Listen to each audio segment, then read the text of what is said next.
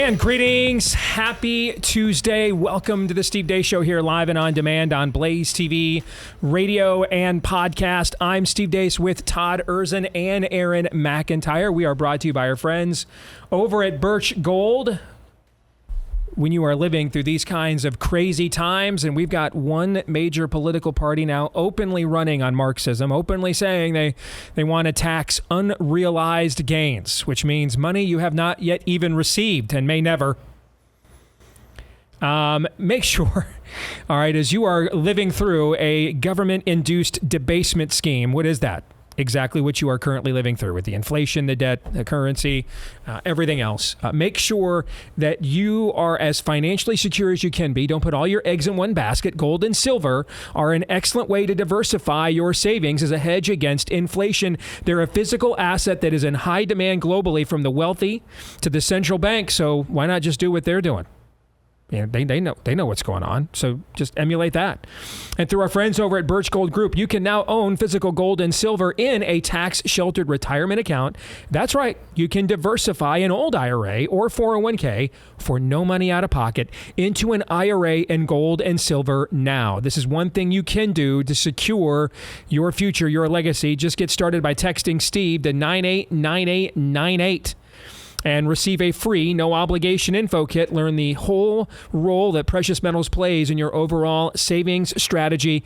Again, get started by texting Steve to 989898. Text Steve to 989898 to Birch Gold with an A-plus rating from the Better Business Bureau and thousands of happy customers. All right, coming up on today's show, we have just given up attempting to connect with poor old Robert Davi there at the Reagan movie, but we definitely want to discuss it. So we will talk about the timing of this film, not just in terms of the election, but where we are as a culture. It comes out on Friday, theaters nationwide. We'll discuss that coming up a little bit later on in the show for Pop Culture Tuesday. If there was ever a figure to discuss on Pop Culture Tuesday, the first man to go from Hollywood to the White House would be it. Okay, and so we're going to do that coming up a little bit later on. For Idolatry or Not,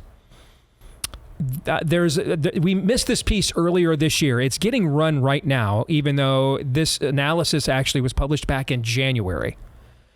But it is startling, and it's a little bit like the quantification of what you anecdotally expect, what you anecdotally suspect is actually happening.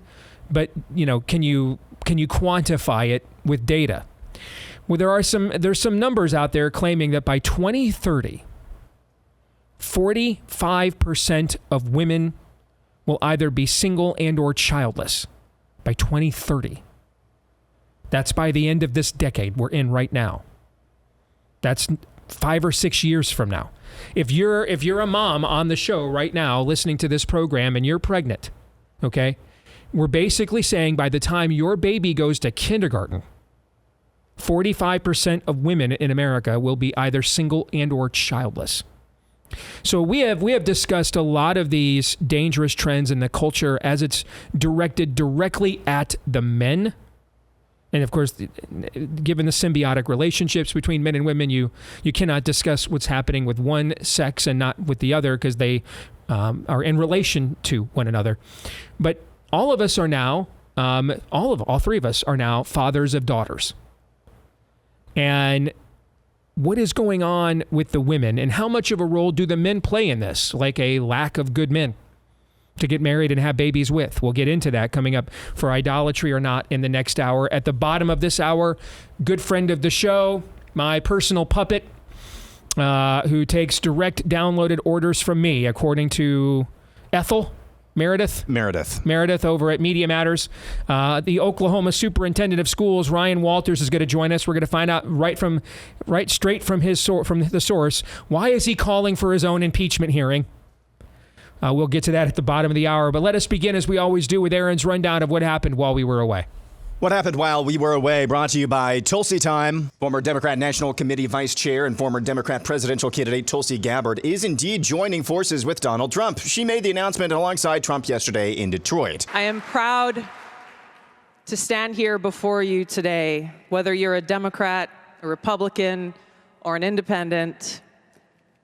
if you love our country, as I do, if you cherish peace and freedom as we do, I invite you to join me in doing all that we can to save our country and elect President Donald J. Trump and send him back to the White House to do the tough work of saving our country and serving the people. Kamala Harris, according to Axios, is flip-flopping on her opposition to a border wall. It's the latest Harris flip-flop, some of which are documented in this killer new ad from the Trump campaign. The debate we've been waiting for, Harris versus Harris. Everyday prices are too high. Food, rent, gas, back-to-school clothes. That is called Bidenomics. A loaf of bread costs 50% more today. Ground beef is up almost 50%. There's not much left at the end of the month. Bidenomics is working. The price of housing has gone up. It feels so hard to just be able to get ahead. And we are very proud of Bidenomics. Donald Trump went on the Sean Ryan show and showed contrition. But I didn't know anybody in Washington. And I had to rely on people to give me names. And many were really good. I mean, Bob Lighthizer, I had great trade people. I had some great people. But I also picked people that, in retrospect, I wouldn't have picked. But now I know the smart ones, the dumb ones, the weak ones, the solid ones, the ones like you. I know the people. I know everybody, sort of like everybody. And we're going to have a great government. I didn't know. I had to rely on people I'd ask, I don't want to use names because I don't want to embarrass. They're not bad people, but I'd ask people that were rhinos, who do you recommend for such and such a position? All important positions. And they'd recommend some people that were rhinos or something, or weak or not good. And I don't have to ask too much right now. I know the people. Meta, that's Facebook CEO Mark Zuckerberg, admitted in a letter this week that his company was pressured by the Biden-Harris administration to censor Americans, particularly regarding COVID-19 content. Zuckerberg made the admission in a letter to House Judiciary Committee Chairman Jim Jordan more than a year after providing the committee with thousands of documents as part of the investigation into content moderation on online platforms. Zuckerberg expressed regret for his lack of pushback to government pressure to censor. We go to Surprise, Arizona, where a citizen showed up to a city council meeting to voice her concern about what she saw as unnecessary additional payments to the city attorney. There are numerous public records requests that I have open right now that are, quote, pending legal review that I am entitled to request. I've got to interrupt you here because... Okay, are you going to stop the timer? This is the public meeting forum that you agree to. This is the voice of Mayor Skip Hall. There are oral communications during the city council meeting may not be used to lodge charges or complaints against any employee of the city or members of the body, regardless of whether such person is identified in the presentation by the name or by any other reference that tends to identify him or her. That's all fine, well and good, but that's a violation of my First Amendment rights. So that's, well, this is your warning, okay? Warning for what? On and on this back and forth went until... Chief, could you have somebody come down here and escort Ms. Massey out? Really, is that necessary? Yes, I think it is. In front of my 10-year-old daughter, you're going to escort me out for expressing my First Amendment rights. She can go with you. I'm not leaving. Well, Need you to step out with me. I'm expressing my first. Do not touch me. Do not put your hands on me. Need you to step out with me. Do not put your hands on me. Come on out. Do not put your hands on me. Come out with me now before you get arrested. Do you understand? Are you detaining me? Yes. Why am I being detained? Under what charges? Under what charges? okay, so I'll... Hey, I have personal property. Hold on. You cannot trespass me. Yeah, I know. She can go out there. Okay, I'll entertain a motion to go into E-session. King George blushes. And finally, what's going on at The Ohio State University? State football players just did something on campus that I have never seen before. A free event put on by some of the Buckeyes' biggest stars collected thousands from the Ohio State community and grew even more throughout the night. It was all about sharing their faith in Jesus, which started with everybody coming together to worship, and the energy was amazing. Each of the players went up to share their stories of how their relationship with Jesus has sermons changed their lives and how much God loves each and every person in the crowd. Courageous attendees took a leap of faith to come up front and pray a prayer to accept Jesus as their Lord and Savior, and it only gets better. Late into the night, with everyone taking notice, person after person made the decision to get baptized, which is a public profession of their faith, and lives are going to be changed forever. And that's what happened while we were away. That's some incredible video there. Let's get to what is in Aaron's montage. And I kind of feel bad, even though I think that what we discussed yesterday was vitally important. But Aaron, you had this, like, you know, Brothers Karamazov level of rundown yesterday of topics that were all existential themes for potential shows. And I think we only covered 2 of like the 17 you had. Yeah. Okay. And so I know you put a ton of work and everything into that. So let's do this. I want us to go through each of these as rapid fire as we possibly can in the time we have. And give our thoughts on them and our discussions, as a result. Let's start with Tulsi's endorsement of Trump. It is, I think that this coming off on the heels of RFK Jr. Again, I don't think these things are coincidences. I don't think it's a coincidence that RFK Jr. endorsed the Friday after the Democratic convention right away. Tulsi Gabbard comes back on Monday. Okay. And I mean, Tulsi Gabbard's been, she was guest hosting, Tucker Carlson show 2 years ago. So this is kind of anticlimactic. She was doing fundraisers at Mar-a-Lago last year. All right. But nevertheless, it is a continuation of a theme. And I think it's a good theme from a messaging standpoint. The challenge is, can you get it into the normie water table? That is the challenge.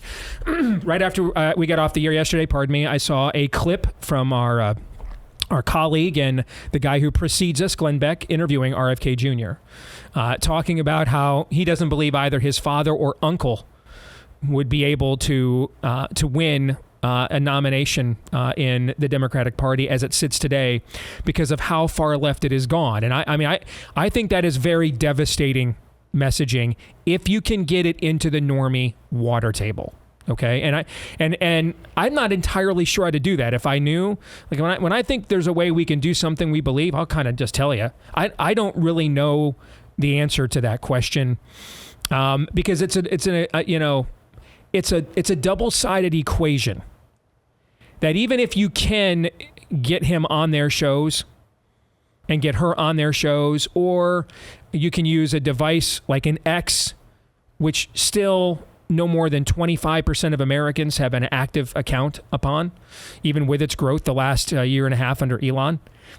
Even if you can penetrate that, then we're back to what I think you mentioned yesterday, Todd. Do the normies even want this information? Do they resent the fact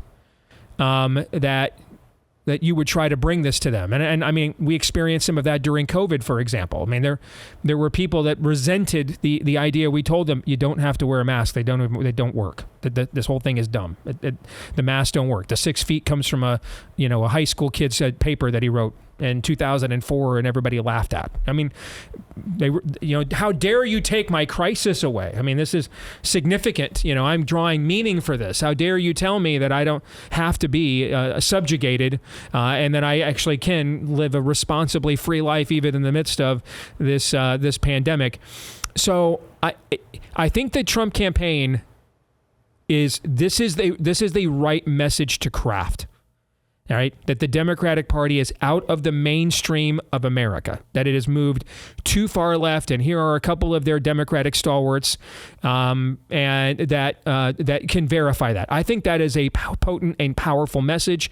What I don't know is if you can penetrate the normie water table with it, or are we just talking to each other with a message that all of us and all of our audiences either somewhat to vociferously already agree upon? Thoughts? Yeah, as much as I like Tulsi Gabbard, have a lot of respect for her, said for a long time that I'd want her in an administration doing a lot of the going after the intelligence communities and other things.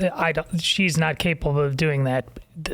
You're going to get to it, and I'll just leave it right there. But one way of getting into the normie water table is going to the place they all live. And this Zuckerberg Facebook thing is a far better tool to use to get into the normie water table. Okay. We'll get to that too. Go ahead, Aaron. Yeah, I don't really see this. I don't know how unless you do an ad campaign featuring some people like Tulsi and RFK Jr., But again, that's really difficult to do. And I'm sure we'll talk about the ad here in just a moment, but this doesn't really penetrate anywhere other than our own bubble on the right. Let's talk about Kamala for a border wall. Who's the intended audience then for that? All right. Because she's obviously not going to peel off any of us with that message. All right. So who's that message for? The exact same normies that we're not sure that we can penetrate with the Tulsi Gabbard RFK Jr. message? If they do and you heard me ranting about it yesterday, and behold the commercial with Kamala and Bidenomics. Mm-hmm. If they do a similar commercial about the border, but it'll be simple, but much less of a laugh track because it'll be about the murderers coming across the border, then it's possible. Okay. I don't know who that's intended for. I really don't. I don't. And yeah, I would just think who was unaware that Donald Trump has been, we've done this a lot sometimes with Republicans, and when their consultants get involved over the years, how many times have I asked, give me the composite of the voter that this is for, right? Give me the composite of the voter who was like, I've heard nothing. I've heard about a border wall for 10 years, and I thought it was totally and completely racist until now. I mean, anybody that was thinking that way was already voting their way. I don't know who that's for, and that seems to me like an unforced error on their side, where you're just opening yourself up, Todd, to the very ad that you just described. They don't even have to give this message. That to me, I just thought was an unforced error by them. I don't know who the voter is who's like, well, I guess border walls aren't racist now. Vote for Kamala. You were already voting for her, right? Yes. I don't know that voter exists. They made an ad for voter I don't believe exists, which then just opened their chin up to just take a roundhouse right from the Trump campaign. I totally agree, but they're not smart, and that part shouldn't shock any of us. Hold on. You said something very important there. They're not smart. Yes. I think we believe that these people are geniuses just because you're the greatest coach ever if you control the officials, the rules, how the scoring is done, who the scorekeepers even are, who the announcers are that are calling the game from home, okay, and even get a role in picking the quarterback that the other team plays. You would be looked at as the greatest coach of all time if you had all those inherent advantages, correct? But straight up, if you had to draft or recruit and you had to form and build your own roster and the referees came from a neutral source and you had to actually go on the road and face hostile fans, would you look as smart as you would if you had all those institutional advantages? No. So I think you made a very important point there. And I think that unless you've spent a lot of time engaging the other side, that I mentioned for years. That's one of the reasons. There were two reasons why I did so many engagements on MSNBC earlier in my career. Number one, let's keep it real. I needed to get my name out there building a show. That was number one. All right. But the second reason was I was just genuine. Like you've always talked about, I want to run for office just to see what the temptation is actually like. I needed to see for myself, do these people have these Gnostic levels of arguments and mantras that I've not considered that would just blow our arguments out of the water? And what I found was no. And that's why they resort to so much name calling, because if they had sound, reasoned, intellectual arguments, they'd use those. They don't. So they just call you a Nazi and a racist and a homophobe instead. And that was part two of it. They're not smart, but they understand that what you just said works. And they also understand that the people that they're trying to get the votes of aren't very smart either. That's why the bar just sinks and sinks and sinks, because you put it out there. What does the normie voter care about? Not much. That's good. Aaron, who's the voter that this Kamala ad is for? I don't know. I really don't know. And I'm not even sure why Axios ran this story, because what they're basing this story on is actually her DNC speech, where she promised to support the bipartisan border. That was the James Lankford bill, I think. The bipartisan border security bill that actually includes like $650 million for Donald Trump's border wall. I'm not sure why Axios is running this story. I mean, is that because they're literally saying to her, "This is stupid. You look dumb. Yeah. Stop it." Yeah, could be. I mean, that's what did we say during the Biden when they were doing the Biden psyop to get rid of him? They practice journalism when they think their actual objectives are in peril by the actions of the Democratic Party. That's when they act. They are the elders of this church, if you will. Okay, and when whoever is sitting in the pulpit gets out of line, and it looks like whatever they are doing may create enough blowback that it damages the overall narrative that they're all trying to evangelize, that's when the elders come forward and give you the Jonah Hill gift. Could they have been doing that to her? This is a stupid vector of attack. Could be. Okay. Which brings us to the Trump campaign ad. I think that is a devastating ad. I think that is a fantastic ad. Yeah. I put out, because I didn't know the answer, I put out on my feed this morning when I saw it, hey, are you seeing this where you live? Not are we sharing it in our, same thing we asked about the Tulsi endorsement. Did you go through the replies? Yeah, I did, and I saw a lot of people saying that they were. And they're all in Arizona, Georgia, Pennsylvania, Michigan. Yes, that was very North Carolina. Yeah, I saw someone said they saw a bunch of it in Pennsylvania too. Because that ultimately is how to get out into the water table is with this kind of a message, and I think they would be wise to take your suggestion, Todd, and do the exact same thing on building a border wall to the exact same markets and audiences. And now that Aaron got done, regarding the border, the Democrats have the same problem you often are recently talking about Republicans and the pro-life vote on this border. They know that no one's going to vote for Donald Trump, who voted for a Democrat in the past, even though people are coming across the border and murdering their kids. They're not going to vote for Donald Trump, but they might not vote. I think that's maybe what they're trying to, and they also know there's no consequence. You're right. It's dumb, but when do they don't get the consequences for dumb like the people on the right do. That's what I always kind of thought the name of the game was about this election was not really turning out new people on the right. It's depressing them as much as possible. If now, I'm sure that they're telling themselves that this was, now that you guys mentioned it, this is an ingenious tactic to tell people we're not that radical. You can stay home. You're right. You know, Trump's too mean. You don't want to listen to that and be subjected to that and have that on your devices and on your screens for the next 4 years. Blah blah blah blah blah. But again, I think that there are ways they've demonstrated that they can effectively communicate that message without exposing themselves to the clear, obvious counterpunch that is now available to the Trump campaign on this issue, as you pointed out, Todd.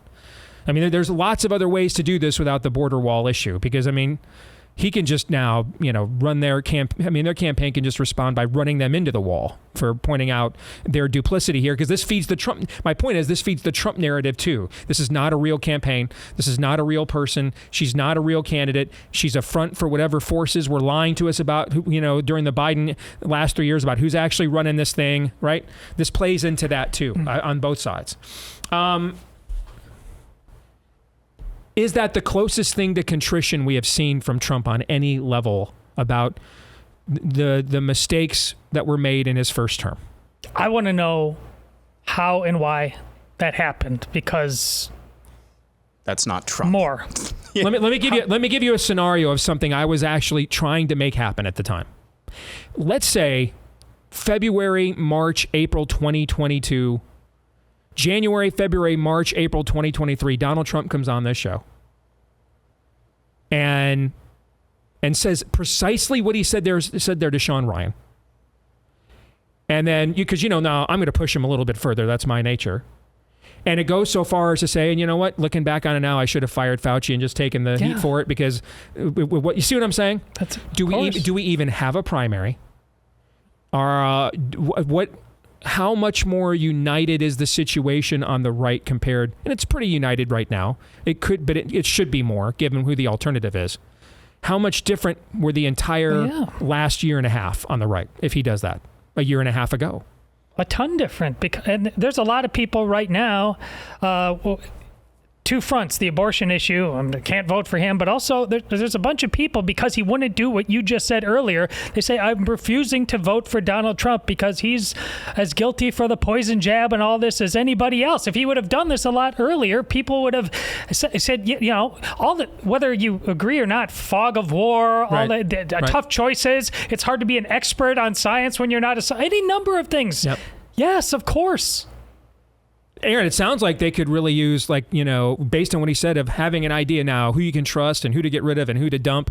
Sounds like having, like, it would be cool. A database? Like a database that was created by a venerable conservative institution that has been around for a long time, keeping receipts, and could maybe consult on something like that would be helpful. It's a shame we don't have that. Yeah, and you would need an organization that specializes in policy, really knows what they do, and have generations of talent through there. You would need an organization like that, and you'd really need like a really snappy, really pithy name like Truth Project or like Project 25 or something like that. That's good. To basically create a database of people who know the gears of politics and how they work, to be able to, on day one, solve the problem that Trump now admits that he had, and good on him on showing that contrition. That's not a Donald Trump that I'm familiar with, but good on him. But there are people I think that could have over the last few years come alongside and started building up kind of a just like a LinkedIn for the next Trump administration to help him. But again, like the voter fortification stuff, just kind of dropped the ball there. And forget just going back to 2022, Steve. That's the tone, more or less, that everybody expected out of his convention speech coming after getting shot in the head, and they didn't get it. Yep. And so the whole month has been wasted. He could have just the last month if it was like that. I agree. That if you gave me truth serum, I would tell you that my greatest fear about this outcome is that we had an opportunity here with his inspirationally defiant moment in the face of a ridiculous assassination attempt that was clearly permitted to happen. For him to, he doesn't have to reinvent himself. You're the most famous man in the world. You cannot reinvent yourself. But, there are parts of your personality that obviously people close to you and your children and other people have seen on a regular basis that most of the world has not seen, especially since you have become a political entity. That was the moment to demonstrate some of those things to appear more presidential to people. And my fear is that moment has been wasted. So I would encourage the former president to do more of the kinds of interviews that he just did yesterday with Sean Ryan. Which brings me to Mark Zuckerberg. Hey, we helped the Democrats rig the last election, and we took a bunch of your favorite conservative Facebook pages as the number one aggregator. The number one aggregator of conservative content is Facebook. The number one site where you as a consumer, whether it's this or any other show on the Blaze or the Daily Wire, any of them, is Facebook. It's the number one aggregator of conservative content. So, hey man, we rigged the last election, and then we took a lot of your top conservative influencers who were right about COVID, like this show, for example, and absolutely and maybe irrevocably wrecked your Facebook page and ability to get information out of it ever again. Really regret that. We're sorry. Moving on. I'm going to need a little bit more than that after what that frickin' site put me through for the last few years, just on a personal level. I'm going to need a little bit more than that. I mean, like Mark Zuckerberg like to call me, okay? You know what I'm saying? I'm going to need more than that, guys. Just speaking for me. Agreed. My wife and I were talking about this. The question is, like, why? What's going on here with this? I've heard some theories about him and his personal life, how he's gotten into mixed martial arts and things like that, and that he's a part of a crowd now that is now in his ear about, like, kind of a Joe Rogan kind of crowd. Yeah, higher T. But still, is that why this mea culpa? It doesn't strike me as... Is this just a matter of conscience on his part? I think we might be seeing that with Mark Zuckerberg. I think similar to Elon Musk, I think we're seeing that with some of the Silicon Valley elites. And I think it coincides with his... Coincides with tax on unrealized gains, maybe? Yeah, it could be that.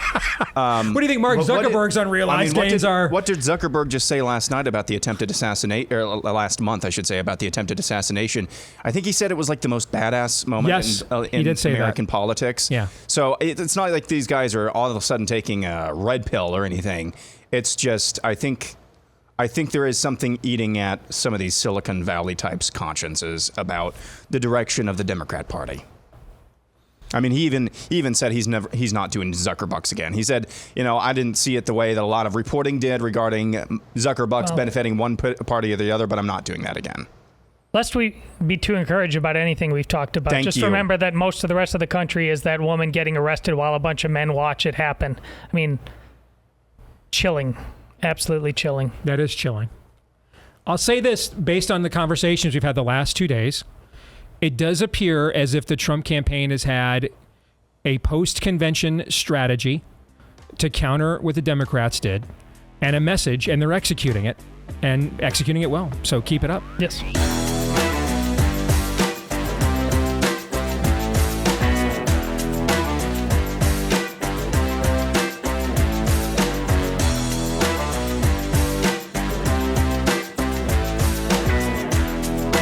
Folks, our friends over at Jace Medical have a great giveaway going on right now through the end of August, all right? So this giveaway ends August the 31st.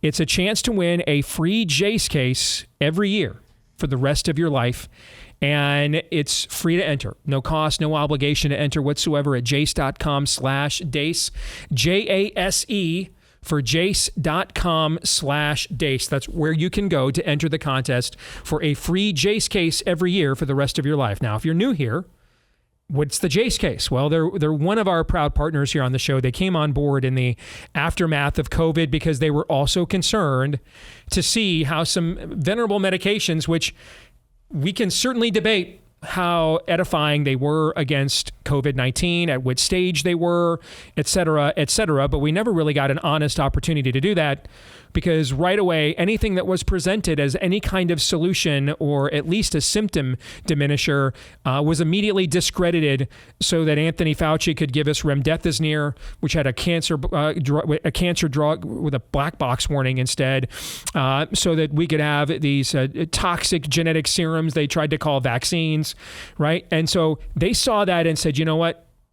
We can't ever let them do something like that again. So it originally started by just taking venerable antibiotics like doxycycline and amoxicillin and making sure that those were always going to be available if they were the next medications on the do not prescribe list. But now you can expand it to whatever you need, at least most of what you need. They've got an ever-expanding menu of medications, even practical things like EpiPens.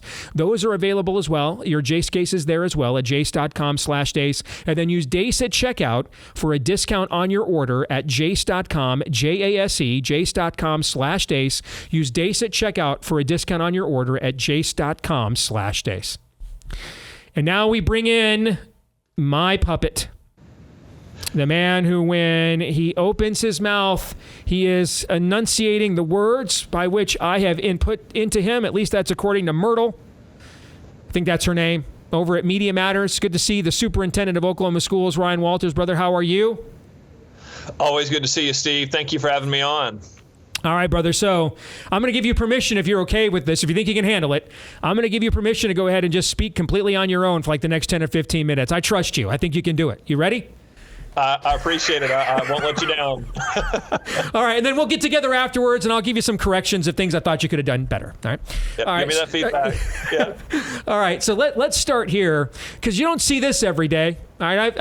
I've seen a lot of political gambits in my career. I've done a few. All right. But I have to say, calling for your own impeachment hearing, not one I've ever seen before, Ryan. All right, so that took some stones. That's a big play. So lay it out for us. You did this last week. All right, why? Well, look, you and I have talked multiple times here on the air about establishment Republicans attacking me, wanting me to stop my conservative agenda for the parents of Oklahoma, wanting me to slow down. And what we've seen is this has become ratcheted up while we have a Speaker of the House who's very concerned about his next election. He's wanting to jump into a governor's race. He sees me as his top opponent there. I've said, look, I'm not worried about a future governor's race. I'm worried about correcting the state of education here in Oklahoma. Want our kids to have the best schools possible. And, there have been all these threats, there have been all these accusations, and so I just finally went out there and go, you guys want to continue to lie about me? You want to continue to stop the agenda for the people of Oklahoma? Here's the reality. If you've got a serious accusation, kick that accusation over to the Senate and let's start these impeachment trials immediately, because the reality is they're lying. They aren't telling the truth. They are trying to throw false accusation and lie after lie to try to stop our agenda from moving forward, to try to attack me and weaponize their official offices for political attacks. So, hey, I'm not going to stand for it. I'm going to stand up and say, hey, we can do everything here publicly, lay it on out there, and I will shoot down all of these lies, and we'll continue to move forward the most conservative agenda in the country for our schools. What has been the system's reaction to you throwing down the gauntlet like that? They quickly reiterated that they do not want to impeach me, which I do not believe. I think that they want their cake and eat it too, so they want to continue the accusations. But again, I do not think they have the guts to put a vote down. They do not have the guts to bring these forward because, again, they know I am fighting for the will of Oklahomans. I am listening to what parents and grandparents want for their kids, their concerns around this country, where it's headed with the Kamala Harris agenda. Oklahoma wants no part of that. Kamala Harris is not welcome in our state. We want our kids to understand our history, that America is the greatest country in the world. And I'm going to tell you, this one's the one that really sends them through the roof. The Bible is going to be in the Oklahoma classrooms, and kids are going to understand the historical context the Bible had in American history. We will not back down from that fight. Our kids will understand what made America great. They will understand our nation's history, and I'm not going to back down to any left-wing activist, any teachers union, or any establishment Republicans. As you know, Ryan, there are people that are listening to this or watching this right now from all over the country, all right?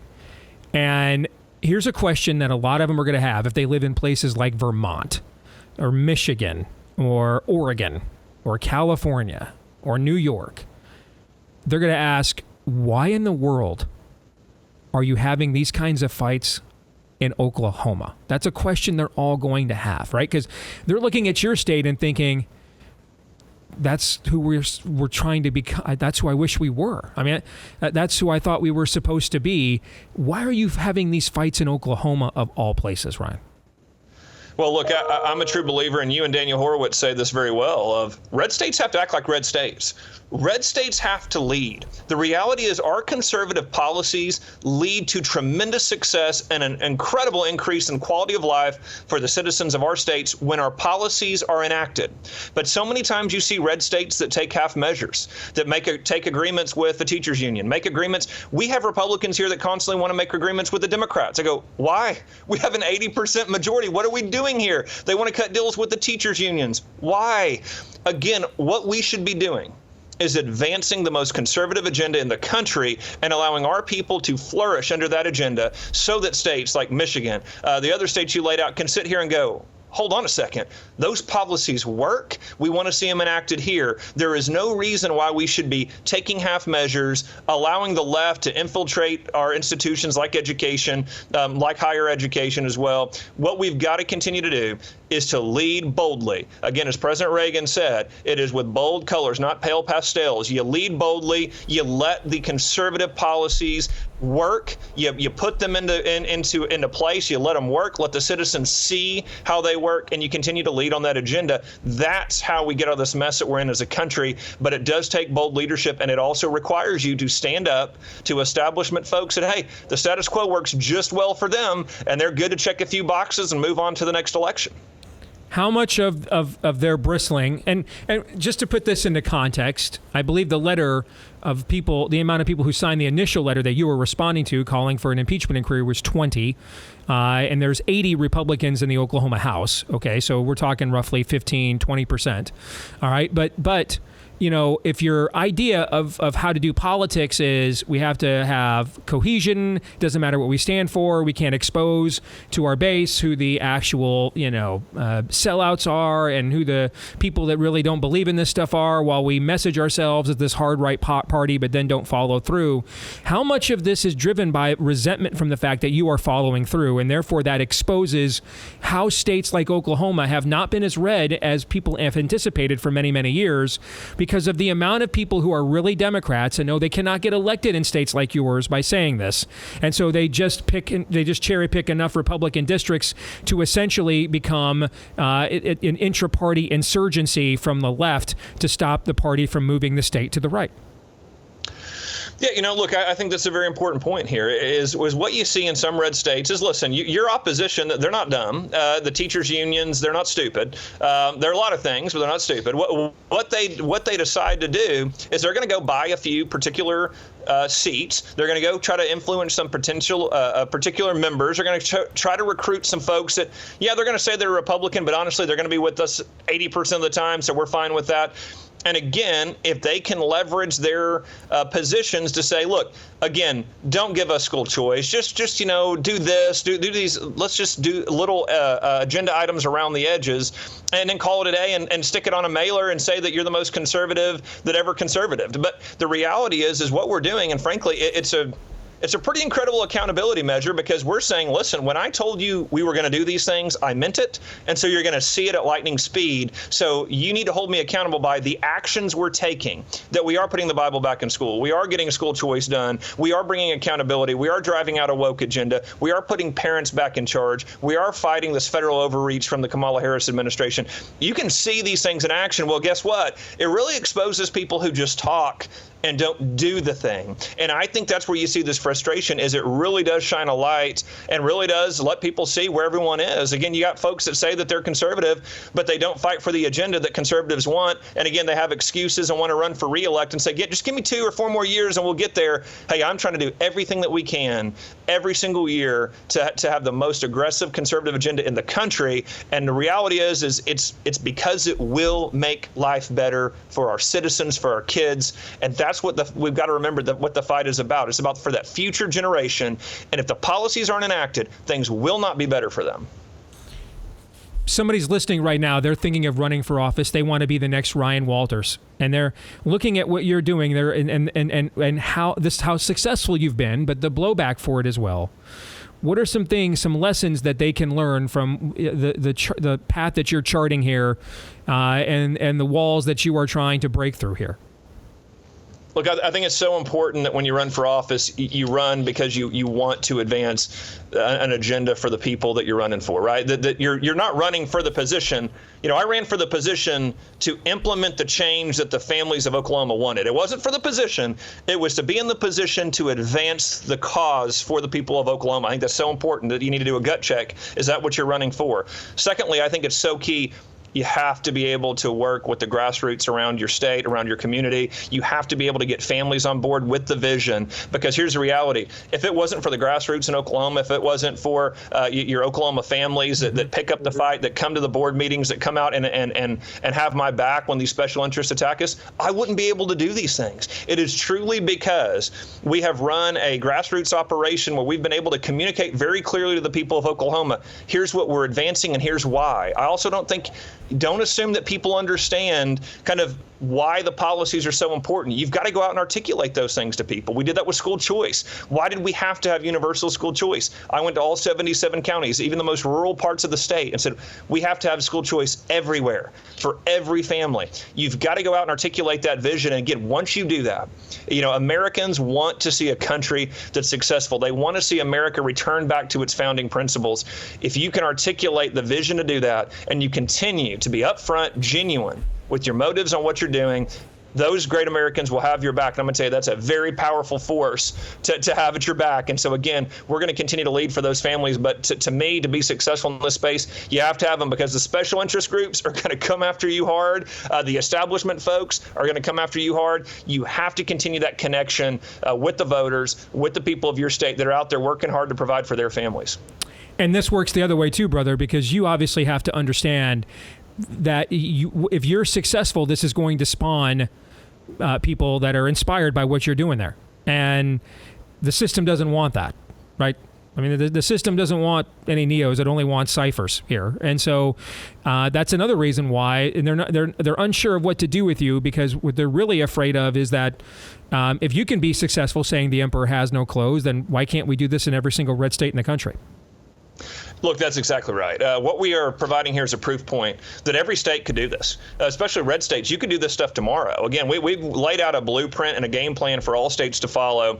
And here's the reality. There's a reason why Randy Weingartner put my face on her big screen there at her conference and said I'm one of their biggest targets for this next year. Again, the reason why is because we are showing, actually, when you take on the teachers' unions and you win, kids will be more successful. Families will be more successful. This agenda can be defeated, and they cannot allow that proof point to exist. That's why we have paid protesters that show up at my board meetings. That's why we have out-of-state groups that continue to come in on a daily basis and follow me and my team around. That is because they know once you have that proof point, once you have the blueprint for here's what success looks like, you are going to see it emulated in multiple states across the country, and they simply can't have that. And then a lot of other people, that same base of people supporting you are going to go to these other Republicans that have been in office for how long and say, why are we just now doing all this stuff? How come we weren't doing this years ago, right? That's exactly right. I mean, that's the reality is, frankly, and your viewers are going to hear this too. Is there anything I'm saying that people haven't said, well, no kidding. Yes, that's exactly what we should be doing in education. The reality isn't these ideas are not new ideas. This is not, some complicated. No.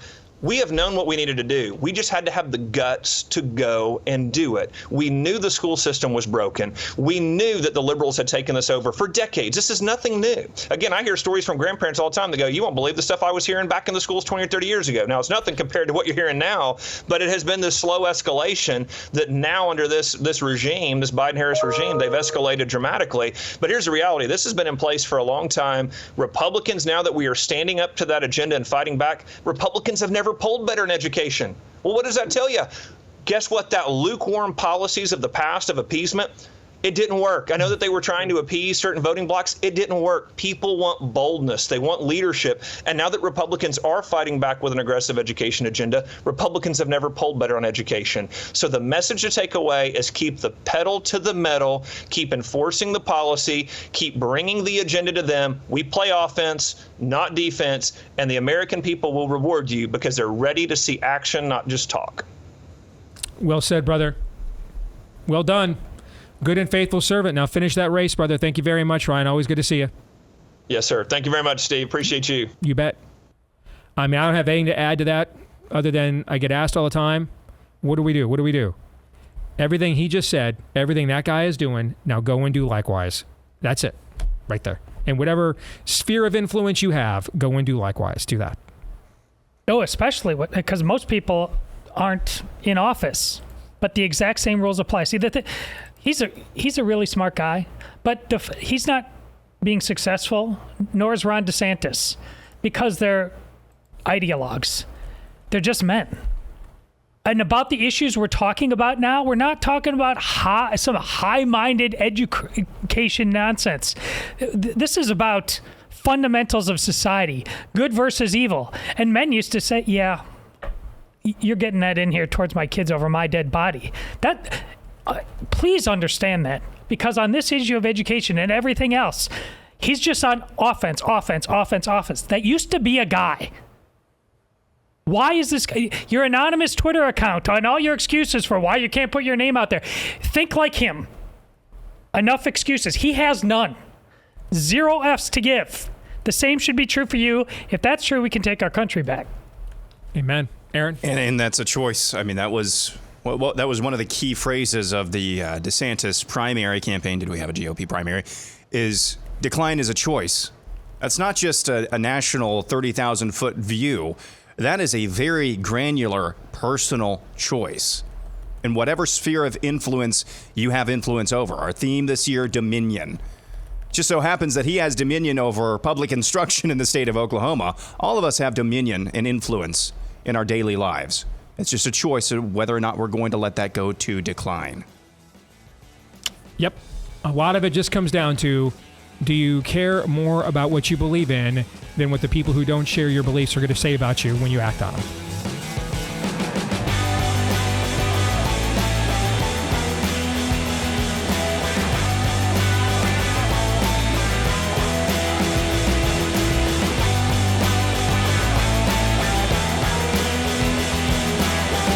We are back here with Hour 2, live and on demand on Blaze TV, radio, and podcast. Steve Deace here with Todd Erzin, Aaron McIntyre, and all of you.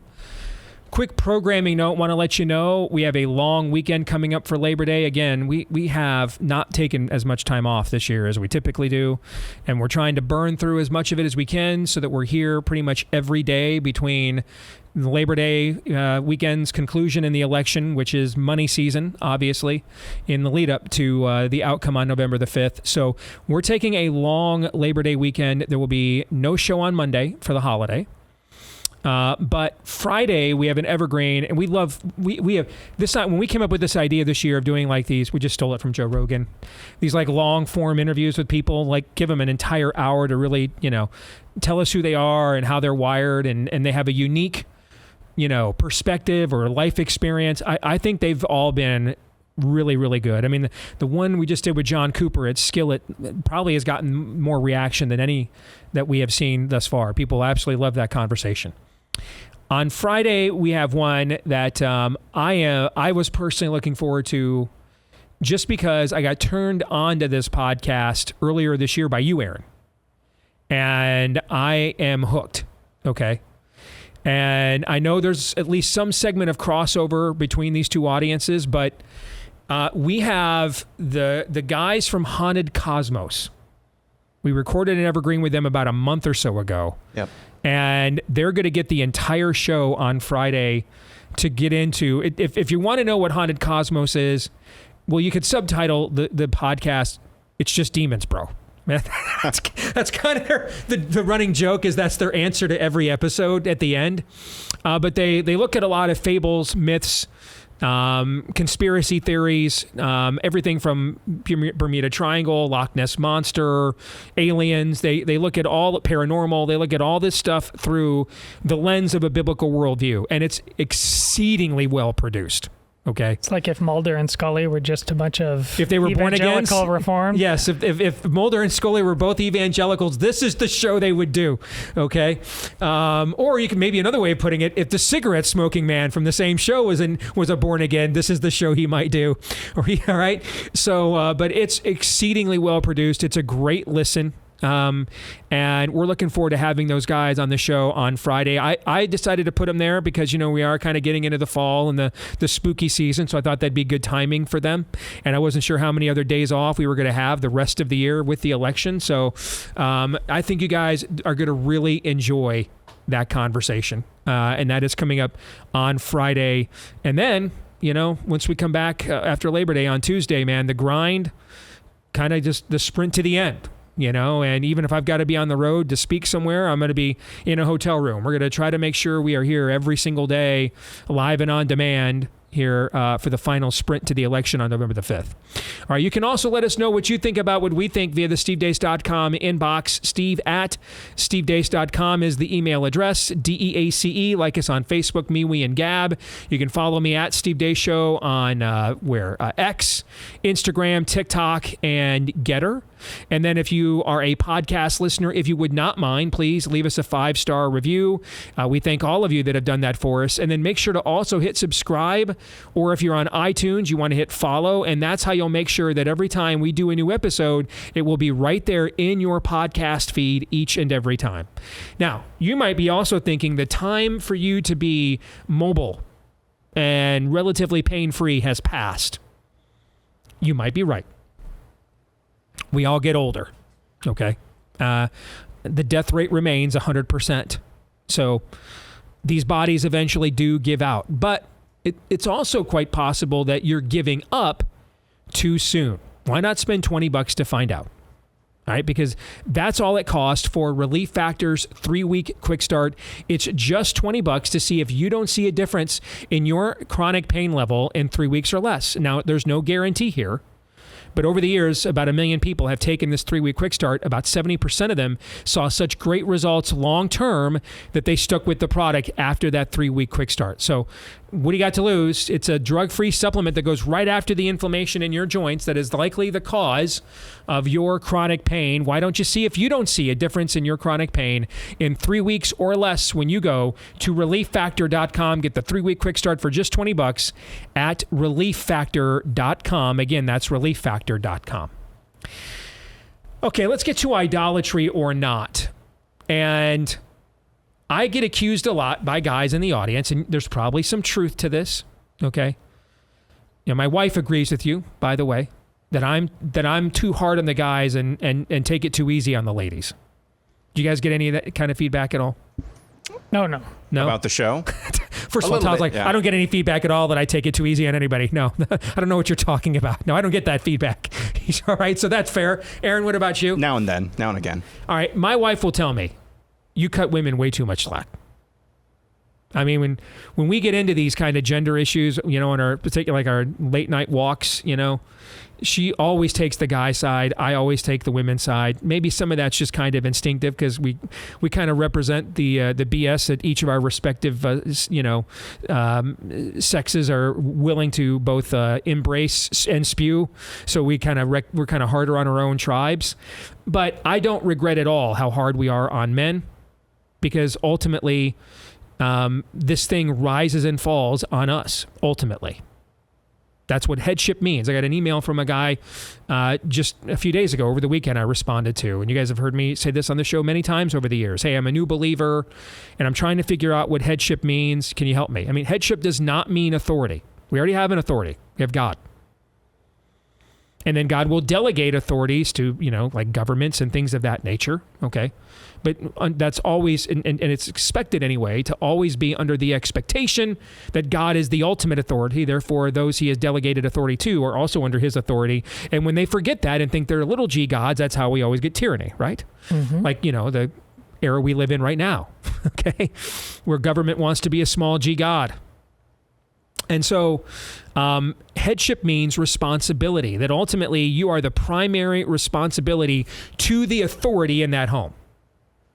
And that if you model that, all right, if you model that you are submitting to the authority in your home, Christ, if you are modeling that, then the goal is that your family will then come and submit to Christ through you, that they are not ultimately submitting to you. There's no point in submitting to you directly. You're a human. You're fallible. Okay. But like Paul said, follow me as I follow Christ, right? Even the angels, who are celestial beings, many times in the scriptures, when they make an appearance, you'll see human beings. Like, for instance, when an angel of the Lord shows up and Joshua kneels, the great general kneels and bows to him and genuflects, and he says, "Get up. You know, I worship Jehovah just like you. I am not to be worshipped. I'm a created being just like you are," right? Okay. So the goal ultimately, men, is that our families submit to Christ through us, not to us for Christ. And that is an important distinction, because if they're submitting to us for Christ, that would put you in the role of essentially being a mini Christ, and you're not.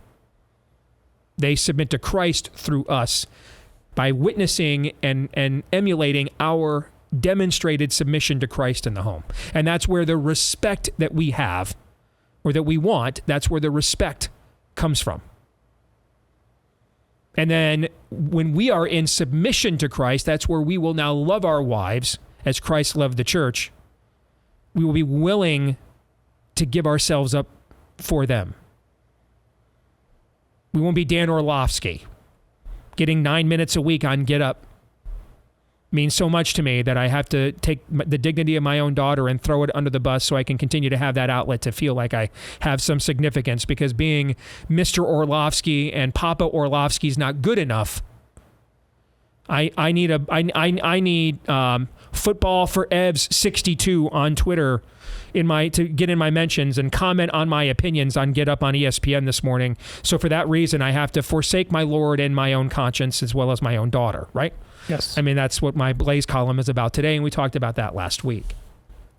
But we are, all three of us now, with Abigail's birth earlier this year, we now all are girl dads. So all of us also have a vested interest and some experience in raising young ladies as well. And, you know, Aaron, you and I now have sons and daughters. Yep.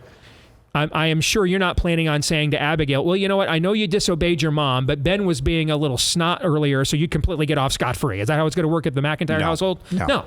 Just like in my household, it wasn't like, hey, I mean, I know you didn't, hey, Anastasia, you didn't do what I told you to do, but you know what? Noah's grounded, and so because he's a guy, I'm going to let you go. That's not how it operates. We are still all accountable here, okay? So I'm sure men will come up in this conversation, but let's because they have some impact on what we're about to discuss, if not a lot. But also, women bear some responsibility here too. And I was alerted to this piece in Medium earlier this year. It was published way back in January, and we just missed it. But this headline is bonkers, okay? Single and childless by 2030. Recent data predicts that 45% of women between the ages of 25 and 44 will be single and childless by the time 2030 rolls around.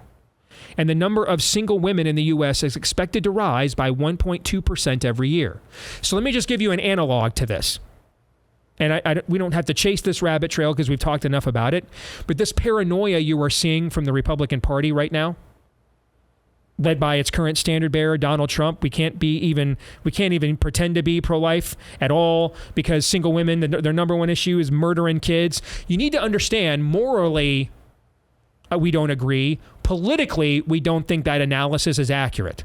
But you need to understand that they're not just acting this out as without any data. You see what I'm saying? Mm-hmm. This is not like it's not like this concern has no evidence to it at the same time. And if you're not really convicted on the issue personally, then, like, for example,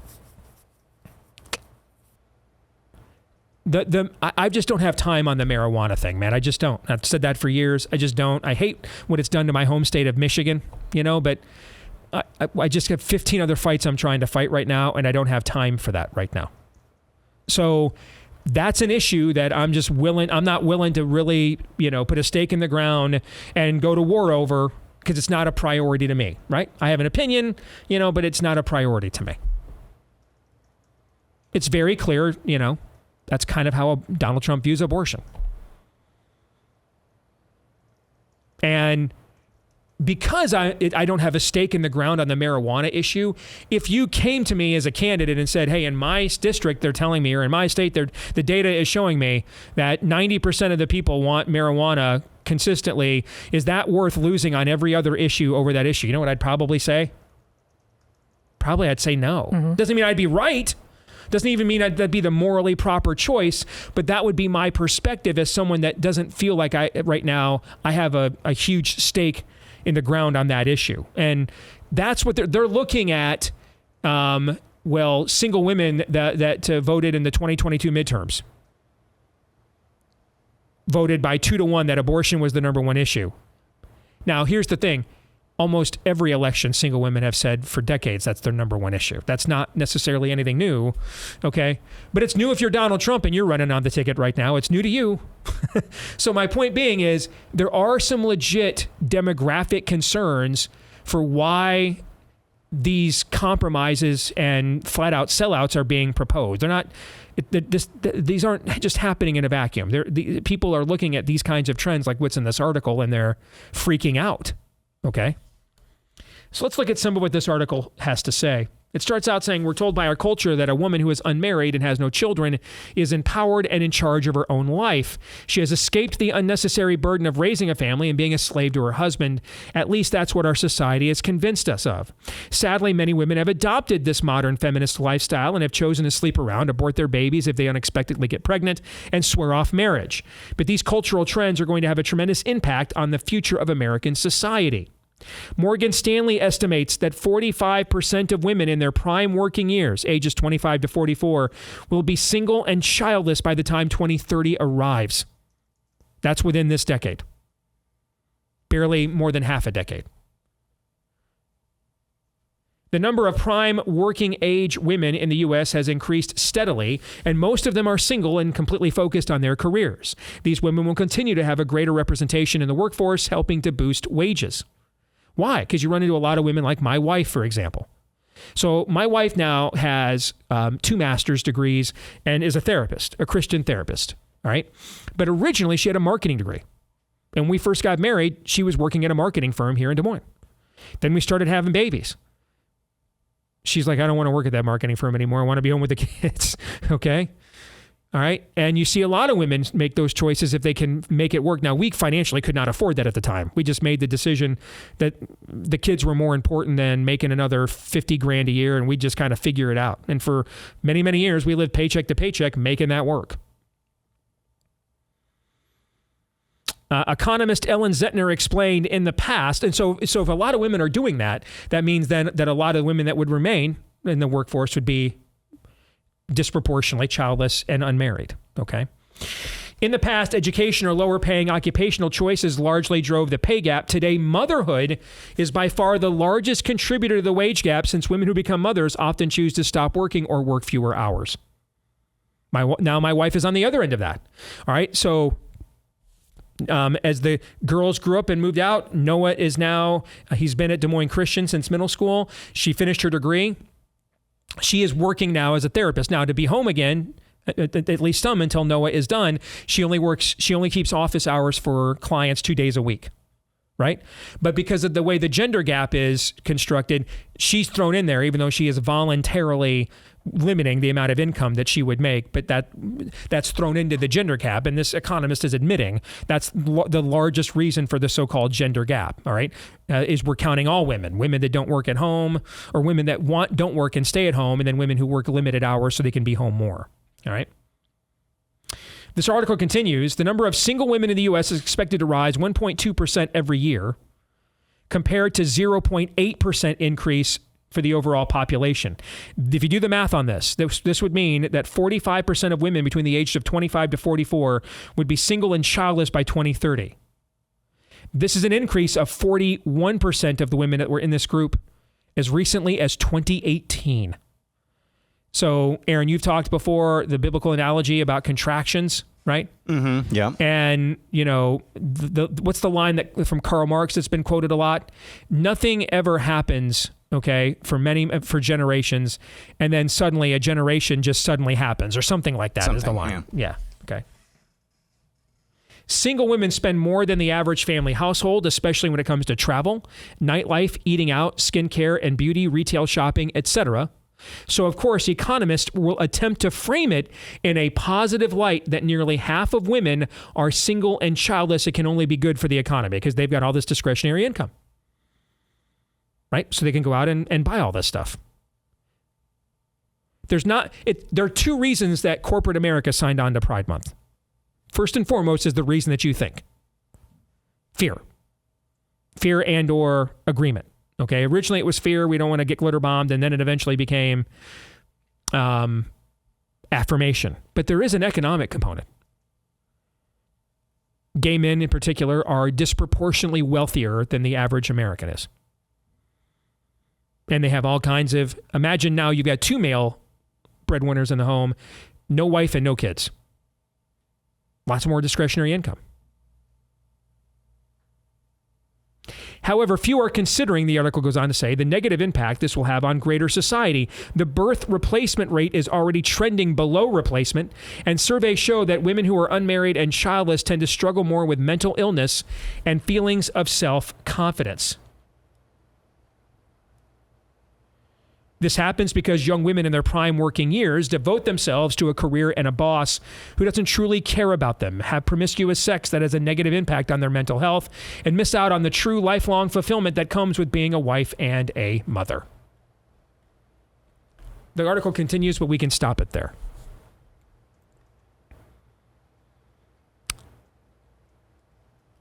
It's not so much who's at fault for this, but what's the ratio of fault? Because again, there's a symbiosis between men and women. We are each fearfully and wonderfully made in the image and likeness of God. And we were meant to be together. We were made to be together. The plumbing, emotionally, that was how it was intended to work. So there's a ratio here. How many women are at 30? They thought this was the life they wanted. And then they're at 30 and they're like, I really want to get married and I want to have kids. And now they can't find a man that is worthy of them, frankly. Because I think all three of us would agree, it's if you're a woman, even if you're not career-minded at all, if you're marriage-minded coming right out of high school, it ain't a buyer's market of men right now worthy of that. I think all three of us would agree. Yeah. I mean, you're not in a buyer's market, okay? There's a supply chain issue of men worthy of you, all right? Now let's add 10 years after high school. Let's add 10 more years, all right? And I'm guessing that market, the older we get into these demographics, that market doesn't increase, does it? It would only go down, you know? I mean, if you're 30 or 35 years old and you realize that I want to be a wife and a mom too. There are 2 reasons why you're going to find a man or 3 reasons why you would likely find a man within that age group who is still single. 1, you're damned lucky. All right? You're damned lucky, or / he's a psychopath and you're about to find that out. Okay? 2, he's been in a failed relationship and you need to discern what baggage, therefore, and who failed that relationship and what baggage is he bringing into this one, right? Or he's been in maybe several failed relationships and has lots of baggage from those things. Or 3, he just matured really, really late. So I think there is a ratio here. I don't think I think clearly women have been sold lies via feminism. But I also think the women who wake up from this, guys, once they wake up from it, they are quickly confronted with market realities of available supplies here. Yeah. What are you guys' thoughts? On just that specifically, or in general? Yeah. Well, you can just tell, and this is even within Christian circles, that. And this is something they can hear from a mother or a father. But girls are not understanding A, killing a baby is murder. B, that it is not completely their decision who they marry. And C, that life as a teenage girl is you mentioned mostly a cohort of women already of age to work, Steve, who have no children, so the dispensable income, spend it frivolously. Mm-hmm. But there's a lot of high school girls that start planting the seeds of that's what life is all about, because they don't learn anything about life through a regular job. And I think those 3 things, and a mother or a father can tell you that, but that has, I would say that probably takes care of 90% of the problem, because if you are raised to believe you're killing a baby, the people who love me the most are not just going to let me marry just anyone. They're going to be raised to have certain set of expectations. And if I happen to get delusional about that, they're going to call me correct because they love me. And while being a mother may mean that I want to stay at home and we need to reorder our entire society of that, just doing a teenage job, working and, cleaning tables, that kind of thing, it teaches you so much more about life than at the age of 16 having money, car, all of that constantly handed to you by mom and dad. You're gonna get drunk on comfort. It's gonna happen. And so I think that causes women to simply lose the script. So there's basically no tailwind on almost any level when it comes to this story. And what do I mean by that? Let's go back and look at the generations. I just, from personal experience and looking back, the notions of girl boss, you can have it all, feminism is deep-seated through generations now in this country, okay? That's not all. I mean, Todd has 4 daughters. Have you told all of your daughters your goal in life is just the only thing you're ever going to do in life, the only thing that you've ever been talented with is to just stay barefoot and pregnant in the kitchen? Is that what you've told all your daughters? No, I spent thousands of dollars I didn't have to get Anna through national talent competitions, actually. Right. Yes. Right. So how many hours and days and years combined has the Erson family spent in minivans traveling the country for athletic endeavors? A few. Yeah. Yeah. So That's different from what I'm talking about. We're not, if we're girl dads, you're not just going to say your goal in life is just to be barefoot and pregnant in the kitchen. No, God has given all of us, male and female, talents that are incumbent upon not only fathers to nurture in their daughters, mothers to nurture in their daughters, but also husbands in the future that they can nurture in their wives. But what we have been sold in the West over generations now is that you can have it all. You can have the career, you can have the family, or it's more important, actually. Your life is more valuable to work a 9 to 5. That's where we are now, and that has been deep-seated. So that's one headwind that's working against this story. Another headwind is that you just posted a thread about video games this morning. You reposted a thread about video games this morning, Todd, and how that is deep-seated in the millennial generation. It's kind of replaced the daring adventuresomeness that should be present in every young man's life, that was present maybe last in the Gen Xers, but now is just not really there, at least in the younger millennial generation. That's a headwind as well. It's the arrested development of the young men. Okay? So you've got the deep-seated girl boss feminism that is present in generations now of women in this country. You have the arrested development now that's present, if we're going to be honest, in generations of men. That is a deadly societal suicide cocktail right there. And we're seeing that fruit. We're seeing that fruit, and that's what we're talking about in this story. Mm-hmm. So we're talking about, I've talked about this when it comes to having kids and reproduction. We're talking about a sliver of a sliver of a sliver of a sliver of a sliver, and I'm not being exaggerative there, of people who that is actually possible for. What are we talking about here when we talk about, carrying on society? Talking about a man who is not really suffering from arrested development, a woman who wants to be a mom. Those are rare things nowadays. Yes, they are. And then when you get to that point, okay, let's say you even get married. That's a rare thing. A male-female getting married. That's a rare thing. A male-female that wants to have kids. There's another sliver. Male-female who can have kids. Not nearly enough people talk about this. Fertility is a huge problem. It's a huge issue, at least from my contemporaries.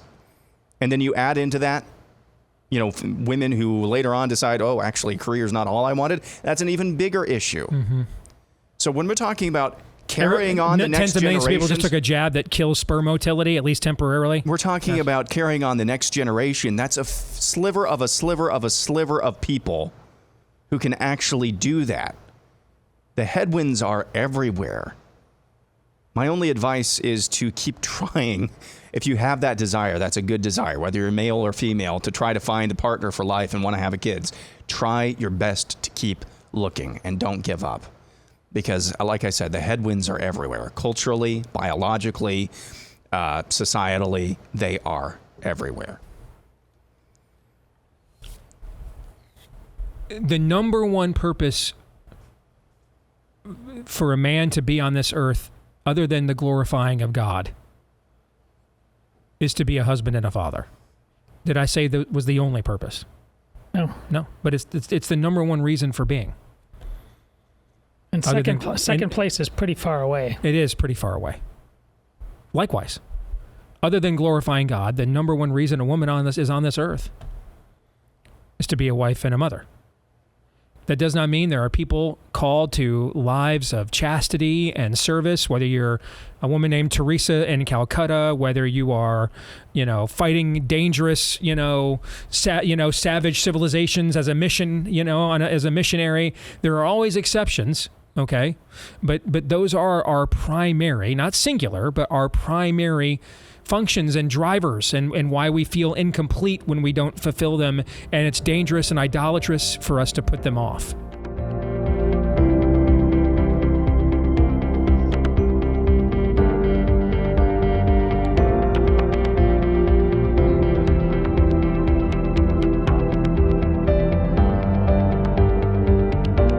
All right, back here on the Steve Deace Show, powered by our friends over at Lassie Health. Let's face it, healthcare is one of the biggest costs in the country. I mean, I see this just as a business owner, providing, health coverage here for myself, our employees, and if you've got options, doesn't necessarily mean it'll work for everybody, but you want to check out our friends at Lassie Health. It's not health insurance, but if you're like, man, I can't afford this anymore, is there another option? There is. It's access to the healthcare you want without all the red tape, restrictions, and inflated costs. Coverage starts at just $30 a month. You'll get transparent pricing, comprehensive coverage tailored to your needs, and access to healthcare services without breaking the bank. And there's no annual or lifetime caps on services. You can start a plan at any time. I mean, check out what you get. This is their baseline plan for just $30 a month. Check out, this is what you get for just this. Over 400 prescription medications for free unlimited virtual mental health counseling, free 24/7 virtual urgent care, lab tests for up to 60% off, imaging tests for up to 75% off, procedures and surgeries for over 50% off. That is their entry level coverage right there at Lassie Health. So you can see right there, it's a game changer. You can check out their affordable plans that put you in control of your healthcare at healthylink.com/Steve. And for a limited time, get your first month for free, up to $100 off of eligible plans. So get healthy, be healthy, and stay healthy without breaking the bank at healthylink.com/Steve. Again, head over to healthylink.com/Steve. All right, let's get into some Pop Culture Tuesday. And if there was ever a movie that was right down Broadway for this segment, it is this movie coming out on Friday. It's called Reagan. The very first figure to go, it's kind of funny when I hear a lot of our friends on the right and some of our own fans say things like, nobody cares what celebrities think. Well,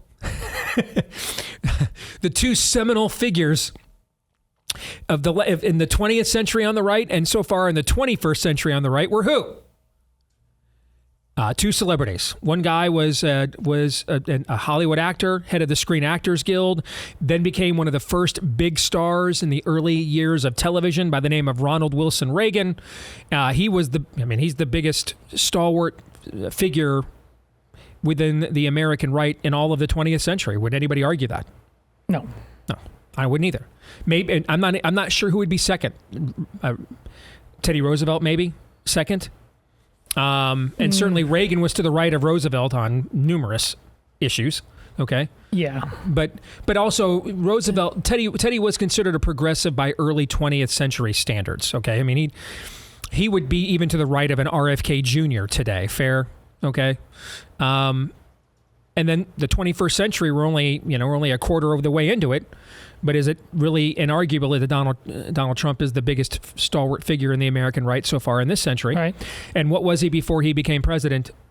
Maybe the most famous man in the world, the biggest reality TV star in the history of the genre, right? So this idea that we like to say on the right, I think a lot of times it's to make ourselves feel better. Okay, nobody cares what celebrities think. Well, I don't know. Our own base kind of cares because they love them some Ronald Reagan and Donald Trump. All right, so Reagan was the first American figure to make the transition, though, from pop culture into politics. And so if there's ever a film to discuss for Pop Culture Tuesday, even before any of us have a chance to see it yet, got my tickets last night. Amy and I are going to go see it Friday night, opening night here locally. But if there's ever a movie to be discussed for Pop Culture Tuesday, this would be it, right? Yeah. Let's talk about the timing of the film. They've been working on this movie. This movie actually filmed on the same soundstage as we filmed Nefarious in Oklahoma City. They filmed before us. So they've been working on this film in the post-production for almost 3 years, okay, to get this movie done. And then I think in terms of I think they wanted to bring it out in an election year, obviously, given the subject matter. So the timing of it there is pretty obvious. Where we are as a culture compared to the Reagan era, I mean, we have talked on our show many times how much further left we've moved as a people since the 80s. But in many respects, what Reagan was trying to end on a global scale is exactly what we are now up against domestically, because it's been imported here into our own water table, right? So there are some clear parallels there for sure. Okay. The fusion, particularly on the right, of pop culture into a political figure. We've all been living under that for the last 10 years via Donald Trump, right? On the right. So the timing of this movie coming out right now, I think is pretty impeccable, actually. I want us to discuss that, guys. And then I'm curious why you guys think the Today Show gave this movie a long featured interview with Dennis Quaid. When that is, we were talking at the top of this show, how do we get that message that RFK Jr. and Tulsi Gabbard are delivering, that the Democratic Party is too radical to rule? How do we get that in front of normies, right? Well, the Today Show is putting the Reagan film on right in front of normies and promoting it with a very friendly interview of Dennis Quaid. So, thoughts on those two things? I didn't know that, but now that you say that about the Today Show, I think as likely a reason as not is like one of the producers, when she was a little girl, saw The Parent Trap and like really liked him then and put him on. Honestly, so very random. Yeah. I don't and Dennis know Quaid's why. been a big star at times in his career for sure. Yeah. Yeah, absolutely. But this does not fit putting them on the Today Show. I honestly can't think of a reason other than like some intern dropped the ball. It's weird that they had him on. I mean, their operation does not do things like this. I mean, they put all manner of hysterical people on TV every single day, and they make sure at the very least the other side does not exist. I don't know. I kind of smell a trap. But I'm not smart enough to figure out what it is right now. I don't know. I think left-wing mainstream media can still basically, with the exception of Donald Trump, have any or talk about any former Republican president because most of them are safe. He's safe now, Ronald Reagan, because he's dead. HW is safe because he's dead. W is safe because he actually isn't a de facto Republican anymore. He's more likely to rip Trump than anything else. So I think it's probably they just felt safe doing that. And Ronald Reagan still is, without actually you can still talk about Ronald Reagan without talking about his policies. I mean, basically everybody of the later generations who are still watching those morning programs, they remember growing up under Ronald Reagan. So, it was a pretty good time as I understand it. You guys would have to fill me in on that, remind me of or regale me about tales of the good old days, but I think it's still a safe thing. I think Ronald Reagan is still a safe thing to talk about, so I don't think you need to read into anything more than that. But he's so different from Bush. He was hated for a lot of the similar reasons of Trump, a sense of being a turncoat. You were in our tribe once. Now they didn't. His famous line, "I didn't leave the Democratic Party; it left me." He was a Democrat. He's the first president to ever be head of a president of a union and go on to become president of the United States. And then they also viscerally hated him because they could not stand how and why he was an effective communicator. You're dumb. You're old. But he was amiable dunce. Yes. So. He's not like any of the other Republicans in that sense. That's why I don't like not even being able to have I didn't not know what you just said was a reality. I'm kind of... I mean, your reaction when I looked up at the gym a few days ago on the screens on the wall in between sets, and I see who's the weather guy, Al Roker. Yeah, I see Al Roker doing this interview with Dennis Quaid promoting the Reagan film, and I do another set, I look up, they're still talking. I do another set, I look up, they're still talking. This interview went on. I mean, this was probably an 8 to 10 minute segment, which in morning TV, that is a long segment to talk about something. So does right there. Are those guys somehow Al Roker, the weatherman, and Dennis Quaid, they just happen to know each other, a long friendship from 30 years ago? That's more likely to me than any reason. Why would they... You know a little bit about this, Steve. How easy was it for you to get public? See, this is what I'm saying. Why are they gifting this? I don't get it. It's... Even if you've got the money to spend, it ain't easy finding people to spend it. As this movie found out, they tried to spend, scores of money on Facebook that is now supposedly contrite, and they wouldn't even take their money. Right. Okay. Here's a potential hypothesis I just came up with. Is it possible that they're welcoming this movie because they're going to jujitsu it and turn around and say, that's, this is everybody wants to talk about what Ronald Reagan was like from like 1986 on, okay? Notice nobody ever goes and plays the speeches that Ronald Reagan gave in the 60s and 70s. There's not an amiable dunce there, okay? I mean, there's pounding lecterns, there's finger pointing. Everybody talks about Rendezvous with Destiny as if it is some kind of like sonnet. Folks, I defy you today. Just go on YouTube and watch that speech. He ain't romancing you, okay? I mean, there you go again. All right, dude was he came to drop bombs. That whole speech is a bomb. It basically says to the people in the 60s, you are going to generationally blow this if you vote for LBJ. You'll regret it the rest of your lives, generationally. You'll bring communism right here to America. I mean, the pale pastel speech that Ryan Walters just cited at the top, or the first hour of the show, from, I think that came at the very first CPAC in the 70s. Again, guys,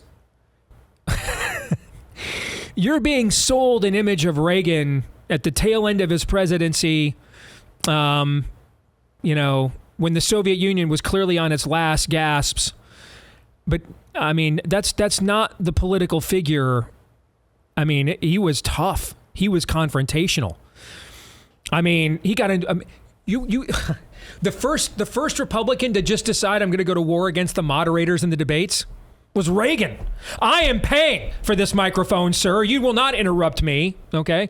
I mean, you're being sold an image of him that is part of his persona, kind of like the only part of Trump's persona we're shown is the combative part, and Trump plays into that too, Someone sent me a note a little while ago that he loves that Trump is doing these long-form podcast interviews because we're seeing more of his personality. I completely agree, all right? But it's the opposite of Reagan.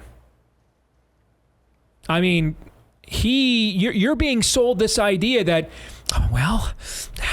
Nancy, we'll just, by golly shucks, we'll try our best, okay? The Reagan of the Land of Confusion video from Genesis is not the Ronald Reagan that Americans saw. The Ronald Reagan that rounded up the hippies and had them arrested for trying to do protests and wasn't having it. You see what I'm saying? I mean, this is not the image that a lot of you have been sold of who he was much of his political career.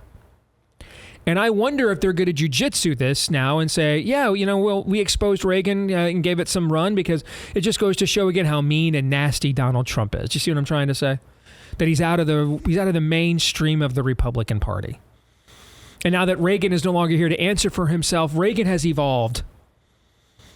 And they have a strange new respect. No. No? You don't think that's my only hypothesis I can come up with? No. No. I don't think that. That's good, though. We're laughing because, again, if you're not in our generation or older, you do not remember how much they hated this man. Yeah. You just don't. I mean, we were told every day he was going to start a nuclear war. Every day for 8 years. He's going to start a nuclear war. Every single day. Every single day. When he went to Reykjavik and walked out on Gorbachev over a concept for something they hadn't even implemented yet that the media called Star Wars. When he walked out, people lost their bleeping minds. All the same media, the media outlets you hear now, all lost their minds. Gorbachev was the hero. Reagan was going to cause nuclear war. A lot of you just don't, you're old enough to remember that, or you don't have your attention span doesn't recall that. And a lot of these movies always get made from the left, with actors from the left, and then so they gladly go on this show and talk about, but this one's made from people on the right. Dennis Quaid supports Trump. He's going to vote for Trump. He does Christian movies all the time. Yep.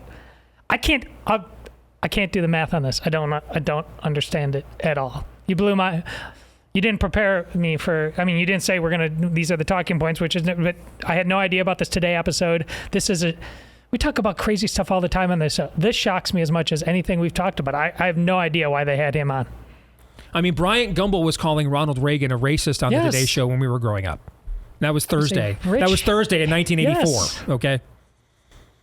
I mean, I just, that's why I asked. I couldn't figure it out either, You know what? Maybe we just give God grace. You say God, thanks for God's favor and take the dub and don't look the gift horse in the mouth and move on. You know? Are they okay? I just saw something. I'm totally ejected from this conversation because I was quoted in, I think it was the Washington Post earlier this year. Did I tell you about this? No. I was quoted in the Washington Post earlier this year. They were doing a piece on Reagan. Hold on. We'll use that as a cliffhanger, but I got to make sure we mention Focus on the Families podcast before we get out of here with Jim Daly, because it's not just another podcast; it's a lifeline. Especially if you are a Christian right now that is trying to stay on the narrow road when it comes to matters of faith, parenting, family, marriage, that's who this podcast is for. Directly for you. You can listen, learn, apply, and then thrive in Christ. You won't regret it. Focus on the Family has been a trusted name for decades to help families focus on what is most important. So add this to your podcast show menu. Just go to focusonthefamilywithjimdaly.com. Again, that's focusonthefamilywithjimdaly.com. They were doing some sort of story on how during, maybe it was last year, on what the younger generation thinks of Ronald Reagan or what it means to be a Reagan Republican. And the reporter, they were at our church, and the reporter asked me, so what does it mean to be, in your friend group, what does it mean to be a Reagan Republican? And I basically said it was irrelevant. And I think, to my friend group, we don't sit around reminiscing about the good old days of Ronald Reagan. You know why? Because all of us hadn't been born yet. So it's like these conversations are totally foreign to me. Some of the things you're saying are, wow. It's this like America existed? Donald Trump finding out Ruth Bader Ginsburg had passed away. Wow, really? I'm hearing this for the first time. It's just completely, this sounds uncharitable, but it is kind of irrelevant to me in my generations, other than just, hey, that sounds like a cool country. Can we move there? Really quick for both of you. Tim Young just said the border thing with Kamala. The most likely reason she's doing this is because she knows she's down big. Now, I disagree, but I respect Tim. Is Today doing this because at least the people at Today think they're losing? Could they think that this thing is lost and why the hell not have this movie on because it doesn't matter? I don't know. I asked you guys because I don't know. Explanation as any. But that's as good of explanation as any. But I don't know either. That's why I asked you guys. Romans 8:28.